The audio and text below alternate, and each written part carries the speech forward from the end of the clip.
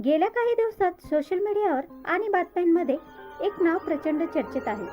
अभिजित तिपके। युवकांच्या प्रश्नांवर आवाज उठवणारा हा तरुण नेमका कोण आहे, त्याचं शिक्षण काय आहे, त्याचा आतापर्यंतचा प्रवास कसा होता आणि आज तो देशभर चर्चेचा विषय कसा ठरला।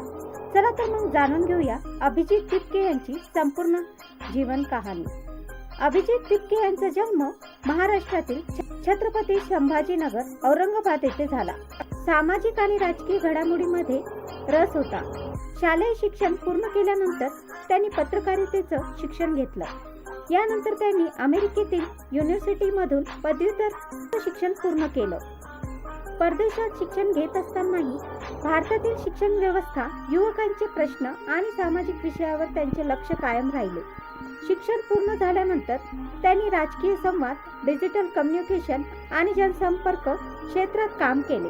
विविध सामाजिक आणि राजकीय मोहिमांमध्ये त्यांनी सहभाग घेतला।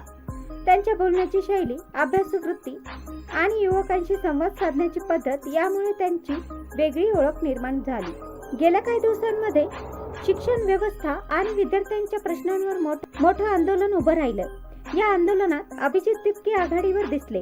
त्यांनी विद्यार्थ्यांच्या समस्या मांडत सरकारकडे ठोस मागण्या केल्या। सोशल मीडियावर त्यांच्या भाषणाचे आणि आंदोलनातील व्हिडिओ मोठ्या प्रमाणात व्हायरल झाले। याच काळात देशभरातील अनेक युवक त्यांच्यासोबत जोडले गेले आणि त्यांची लोकप्रियता झपाट्याने वाढली। अनेक विद्यार्थ्यांच्या मते अभिजित तिपके यांनी शिक्षणातील प्रश्नांवर निर्भीडपणे आवाज उठवला, त्यामुळे त्यांना मोठा पाठिंबा मिळाला। त्याचवेळी काही लोकांनी त्यांच्या आंदोलनावर टीकाही केली।